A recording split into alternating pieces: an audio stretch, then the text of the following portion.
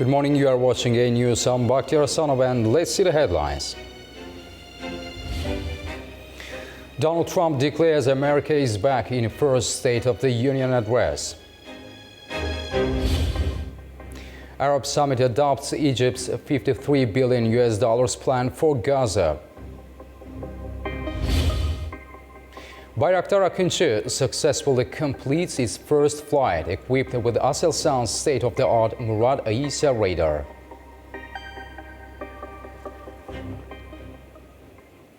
U.S. President Donald Trump has delivered his first State of the Union address since taking office, declaring that America is back. The speech follows his new tariffs on America, Mexico, Canada, and China, which have caused market instability. In his speech, Trump highlighted America's economic recovery, claiming the country is on the verge of an historic comeback. However, his address sparked protests from some Democratic lawmakers. Representative Doris Matsui wore pink to protest against his policies, while others, including Representative Melanie Stansbury, held up signs or wore shirts with messages like "This is not normal" and "Resist." About 10 House Democrats walked out during the speech in protest. U.S. President Donald Trump made a number of major announcements on the domestic and foreign policy fronts during the special address to both chambers of the Congress on Tuesday. Ubish Bandar has this report from Washington.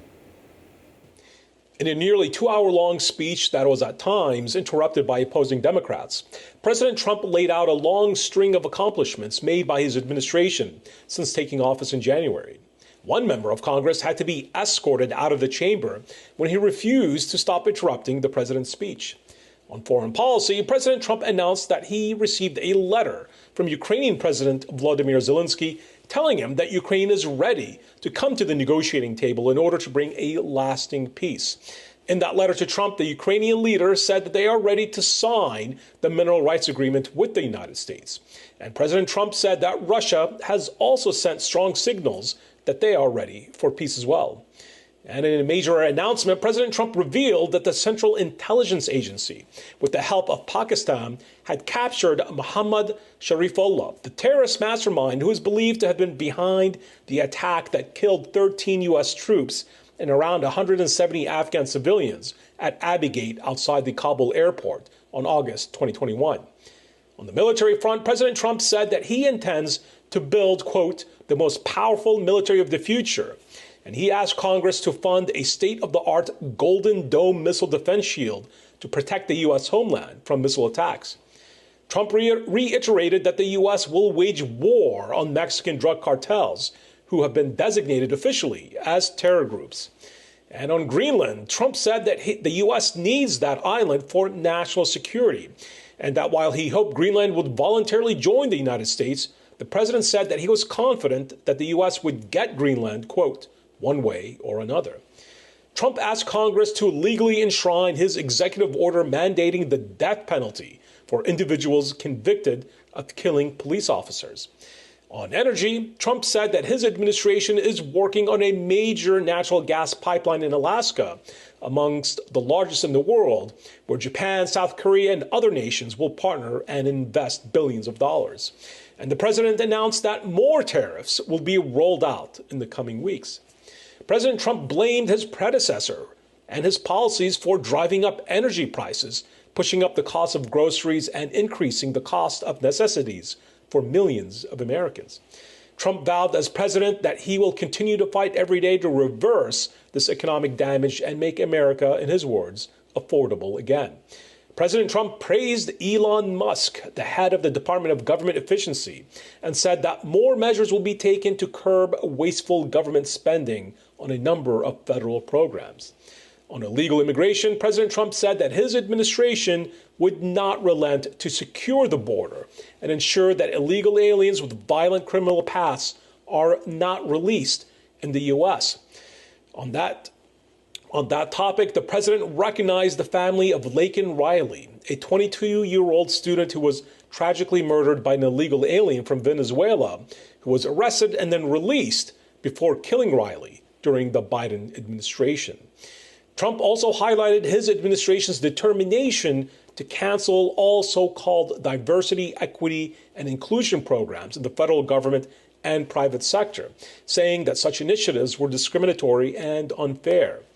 Overall, Trump's speech was met with roaring approval and applause by the Republicans in the Capitol. Democrats in the chamber held up various paddles inscribed with messages opposing the president.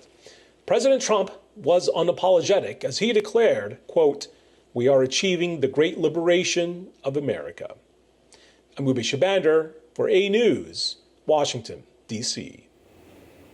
U.S. President Donald Trump's new tariffs on goods from Canada, Mexico and China have begun, dealing a severe blow to global trade. Analysts say Trump's decision on 25% tax hikes threatens the North American economy, while China has announced retaliatory measures. Global markets are already experiencing one of the sharpest losses in history. Thank you very much. U.S. President Donald Trump's new 25% tariffs on imports from Mexico and Canada came into effect on Tuesday. Additionally, tariffs on China's goods have increased to 20%. These tax hikes affect $2.2 trillion in annual trade with America's top 3 trading partners. Analysts say the move is predicted to seriously impact economic growth. Furthermore, they say price increases could lead to trade wars. U.S., Mexico, and Canada have pretty tightly integrated supply chains. So the average car made in the U.S. or in the Mexico, Canada, U.S. zone tends to travel across borders up to 8 times. And so if you're imposing a tariff of 25% each time a part comes across the border, or if the whole automobile crosses the border, it's going to get pretty costly pretty quickly. The tariffs will therefore increase goods in the U.S., which will affect Americans who are still struggling with high inflation. It also goes against Trump's campaign promise to reduce the cost of living for Americans.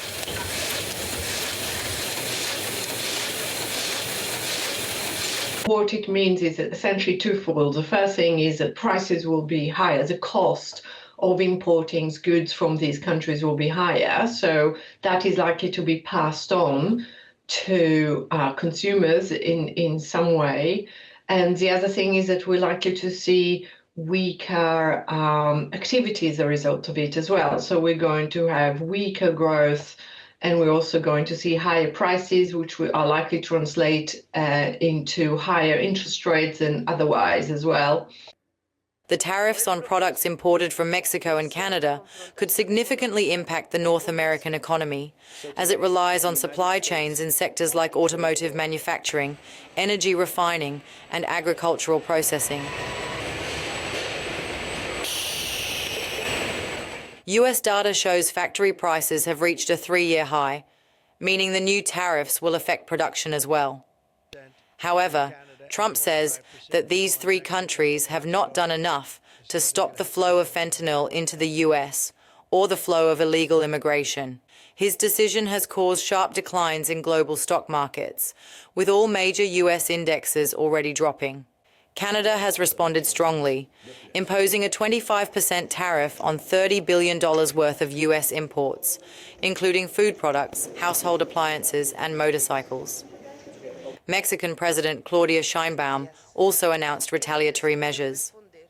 China will impose additional tariffs of 10 to 15% on U.S. goods, starting on the 10th of March, and new export restrictions on U.S. companies, while filing a complaint with the World Trade Organization.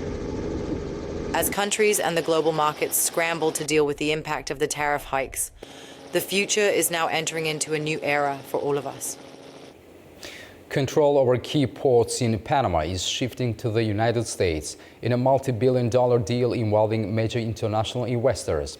The move revives past controversies, including U.S. President Donald Trump's warnings about foreign control of the Panama Canal. With geopolitical stakes high, the deal raises questions about its impact on trade and regional influence. A BlackRock-backed investor group is buying a majority stake in a Hong Kong company that runs ports on both sides of the Panama Canal. The $22.8 billion deal involves CK Hutchison selling its Panama and other port operations to US and Swiss investors. The sale is seen as a win for the US, supporting efforts to limit China's influence in the region. For BlackRock, this is the largest infrastructure investment and may help address Republican criticism of its past ESG-focused strategies. The deal gives the group a 90% stake in Panama Ports Company, which runs key ports in the country. Despite the deal's significance, the US State Department has not commented. Panama is reviewing CK Hutchison's contract and recently withdrew from China's Belt and Road Initiative. Germany's future coalition partners have agreed on an historic debt overhaul to revamp its military and economy. Friedrich Merz's Conservatives and the Social Democrats will put their proposal of a €500 billion infrastructure fund and changes to borrowing rules to boost military spending to the German parliament next week. Merz stressed the need for Europe to take responsibility for its own security. The reform would mark a rollback of borrowing rules imposed after the 2008 global financial crisis that many have since criticized as outdated. European Commission's President Ursula von der Leyen announced a plan to rearm Europe potentially worth €800 billion. Von der Leyen proposed to borrow up to €150 billion for pan-European defense priorities such as air defense missiles and drones as part of a broader package of proposals that she says could mobilize up to €800 billion for European defense. EU leaders will hold initial discussions on the plan at a special summit devoted to defense and Ukraine on Thursday. We are in an era of rearmament, and Europe is ready to massively boost its defense spending, both to respond to the short-term urgency to act and to support Ukraine, but also to address the long-term need to take on more responsibility for our own European security. Egypt urged Arab leaders to adopt its reconstruction plan for Gaza that would cost $53 billion and avoid resettling Palestinians, in contrast to U.S. President Donald Trump's Middle East Riviera vision. The five-year plan includes the construction of 400,000 new homes, an airport and major infrastructure. It suggests a governance assistance mission to temporarily oversee Gaza and train Palestinian security forces. The plan also calls for elections in Palestinian areas within a year, after nearly 20 years without elections. Turkey says it continues to make significant advancements in defense technology, one of the country's most prominent unmanned combat aerial vehicles. The Bayraktar Akıncı has completed its first flight equipped with Aselsan's state-of-the-art Murat Ayisa radar. The Bayraktar Akıncı UCAV, developed by Baykar, is one of the world's leading high-altitude, long-endurance unmanned combat aerial vehicles.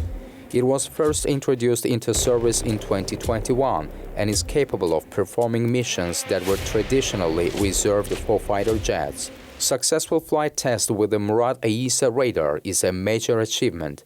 This radar, developed by Turkish defense giant Aselsan, features advanced electronic beam steering, enabling simultaneous air-to-air and air-to-ground engagement. Such cutting-edge technology enhances Akıncı's operational capabilities in modern warfare environments. The Murat Ayisa radar, specifically the Murat 100A model, represents a breakthrough in Turkey's defense technology. It provides multifunctional fire control, ensuring superior situational awareness and target tracking. With this system, Akıncı can detect and engage threats with greater precision and efficiency. With global demand for advanced unmanned systems increasing, Turkey's Bayraktar Akıncı, now integrated with the Murat Ayisa radar, solidifies its position as a leader in next-generation UAV technology. An international conference on digitalization, industrial security and procurement in the energy sector was held by SOCAR in Baku. The event brought together key leaders in the industry and focused on advancing digital technologies, emergency response and procurement in the oil and gas sector. Speeches were delivered by SOCAR President Ravshan Najaf, Kazmunay Gas Chairman Askar Kasenov, Tatneft CEO Nail Maganov and Uzbek Neftegas Chairman Bakodijon Sidikov. A quadrilateral agreement was signed to strengthen cooperation in emergency response, digital technologies and joint procurement efforts in the oil and gas industry. The four companies aim to drive innovation and optimize operations in the energy sector through closer cooperation and shared initiatives. Today, we are gathered here to sign a series of documents and discuss the development and deepening of our cooperation in key areas such as digitalization, industrial safety, joint procurement, and emergency management and response. In the rapidly changing world of energy, where challenges in the gas industry require prompt solutions, we are entering a new era of collaboration. This cooperation will allow us to jointly create conditions for the exchange of experience and the implementation of innovative digital technologies, organize joint response teams, exchange analytical data, thereby strengthening our collective industrial safety. The Middle Corridor is rapidly becoming a crucial trade route between Asia and Europe. Representatives from more than 10 countries gathered in Baku to discuss expanding and modernizing this transportation network. At the Trans-Caspian International Transport Route General Assembly, officials announced new measures to enhance cargo management, including real-time tracking and advanced analytics. By 2025, an estimated 4.2 million tons of cargo will move along this corridor. 2.5 million tons of this volume will be dry cargo and 1.7 oil cargo. Last year, more than 3,000 tons of cargo were transported through the Middle Corridor. Next year, a rapid increase in transit container transportation is expected, particularly from Southeast Asia to Europe and vice versa. Currently, 11 countries are part of the Trans-Caspian International Transport Route, including Singapore, China, Kazakhstan, Azerbaijan, Georgia, Turkey, Ukraine, Romania, Bulgaria, Poland, and Lithuania. The route is also planned to expand in Europe. The event concluded with agreements to improve shipping connections across the Caspian Sea, ensuring smoother and faster cargo movement. The corridor facilitates the fastest and safest transportation of goods between China and Europe. In 2025 and beyond, we plan to further develop the Middle Corridor and increase cargo transportation between the West and East, alongside the North-South corridors. With over 3.3 million tons of cargo already transported, the Middle Corridor is quickly evolving into a global trade powerhouse.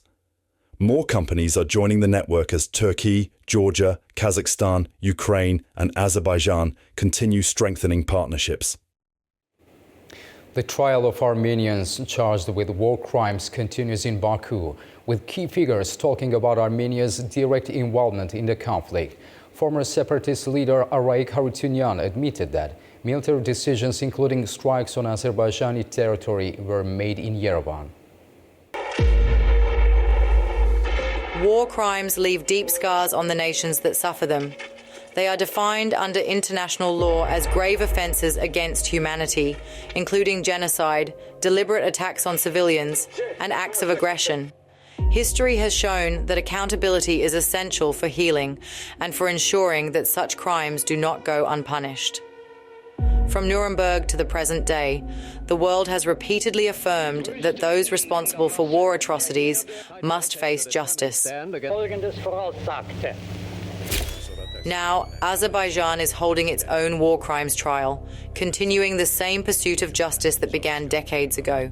The Baku Military Court is prosecuting Armenian nationals accused of committing crimes during Armenia's military aggression against Azerbaijan. Among them are high-profile figures such as Araik Harutyunyan, Arkady Gukasyan, Bako Sahakian, and others. This process is not just about punishment. It is about holding individuals accountable for the suffering inflicted upon innocent civilians. One of the most controversial figures in this trial is Ruben Vardanyan. He and others are attempting to discredit the legitimacy of the court, portraying it as political persecution rather than a legal process. The Armenian authorities and diaspora, backed by certain international NGOs, have launched a campaign to cast doubt on the trial's credibility. Their goal is to shift attention away from the crimes committed and create a false narrative of victimhood. In the free testimonies, the convicted admit the key military decisions, like firing deep into Azerbaijani territory, were made in Armenia. Arayik Harutyunyan further admitted that he attempted to send a letter to Azerbaijani President Ilham Aliyev to stop the war, but was prevented from doing so by Armenian Prime Minister Nikol Pashinyan. His testimony reinforced the argument that the Karabakh forces were fully under Armenia's control, undermining previous claims of their so-called independence. This trial is not unprecedented. The prosecution of war criminals at the national level has been a standard practice throughout modern history.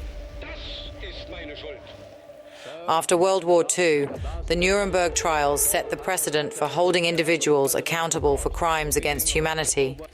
The International Criminal Tribunal for the former Yugoslavia reinforced this principle decades later, prosecuting those responsible for atrocities in the Balkans. Even beyond these international courts, national courts have played a key role.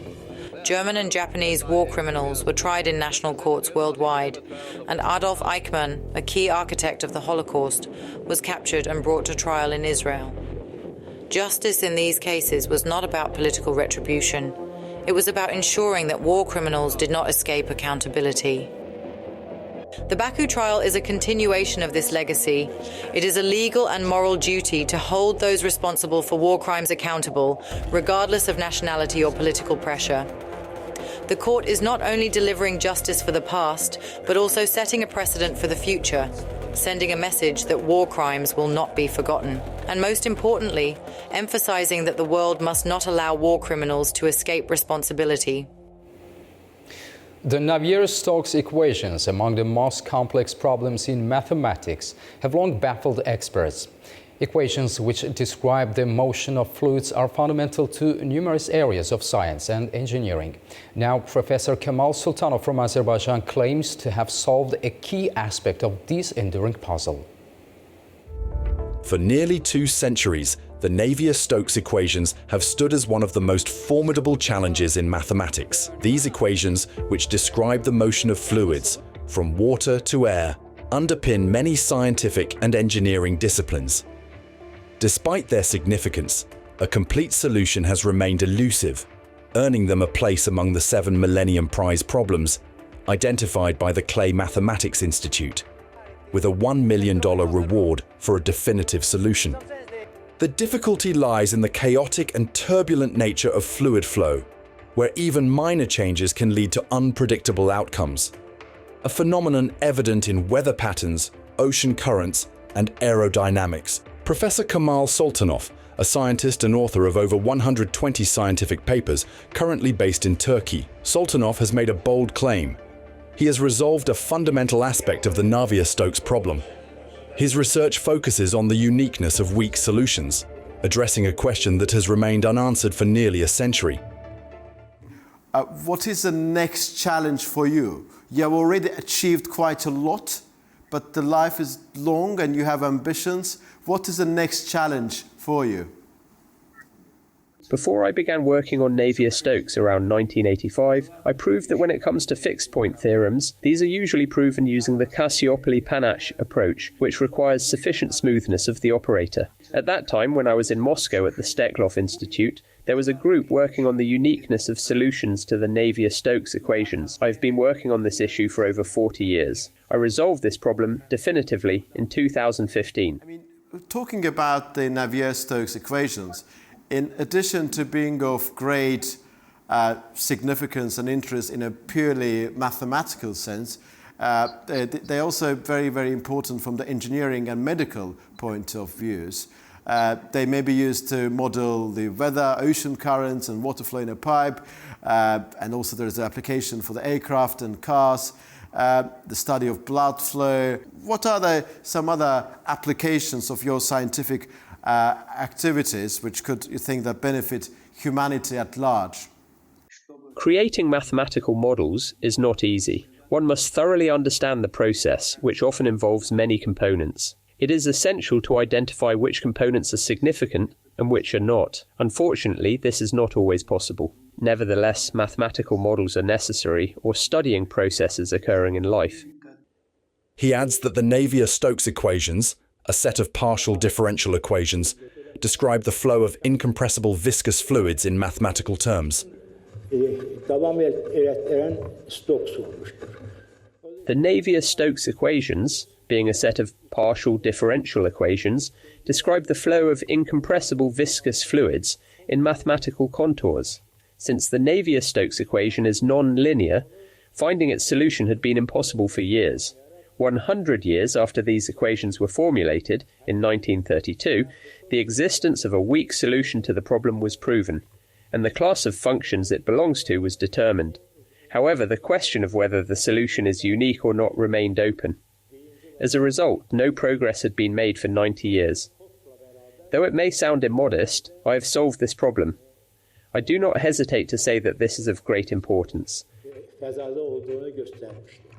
The implications of this breakthrough extend far beyond theoretical mathematics. The Navier-Stokes equations play a critical role in fields such as engineering, meteorology, medical science, and climate research. Soltanov's findings suggest that, under specific conditions, weak solutions, approximations that satisfy the equations in a less rigid sense, are indeed unique. If validated, this would represent a major step forward in mathematical physics and applied sciences. As the global scientific community scrutinizes his work, the world is left wondering, could this be the breakthrough that completely unlocks the Navier-Stokes equation? The question remains. In Spain, thousands of visitors are attending the Mobile World Congress in Barcelona to explore the latest artificial intelligence devices. The second day of the Mobile World Congress in Barcelona showcased the latest technological advancements, drawing thousands of attendees. The exhibition featured innovative devices, including smartwatches, smartphones, and headphones. On the first day was the display of the Tesla Cybertruck, where visitors had the opportunity to sit inside and test its features.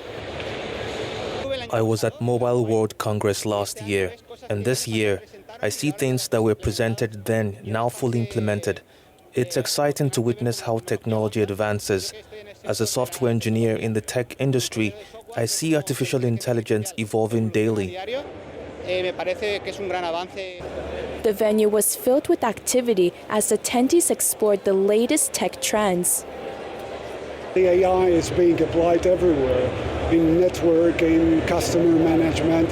So I would say AI, artificial intelligence, is currently a trend in telecommunications. As one of the most significant global tech events, the Mobile World Congress continues to be a hub for industry leaders, innovators, and tech enthusiasts who want to experience the future of technology firsthand. Exciting discoveries have emerged from the ancient city of Aspendos, located 40 kilometers east of Antalya. As part of Turkey's Heritage for the Future project, archaeologists have uncovered remarkable artifacts that offer a glimpse into the past. Among the treasures unearthed is a marble statue of Hermes, the messenger of Zeus, alongside fragments of statues depicting Aphrodite, Eros, Artemis, and Nemesis. The Turkish Ministry of Culture and Tourism has announced the discovery of significant artifacts in Aspendos, a city renowned for its well-preserved Roman theater and architectural marvels. The statue of Hermes, found in multiple fragments, was carefully reassembled by experts. Known in Greek mythology as the herald of the gods and the protector of trade, merchants, and travelers, Hermes holds a crucial place in ancient beliefs. Culture and Tourism Minister Mehmet Nuri Ersoy emphasized that this excavation is part of an ongoing effort to preserve and showcase Turkey's rich cultural heritage. The unveiling of these statues provides fresh insight into the artistic and historical significance of Aspendos, a city that continues to captivate historians and visitors alike. Experts believe that these discoveries will shed new light on the religious and social life of the ancient inhabitants of the region. That's all for now. Thank you for joining us. Have a wonderful morning and keep watching A News.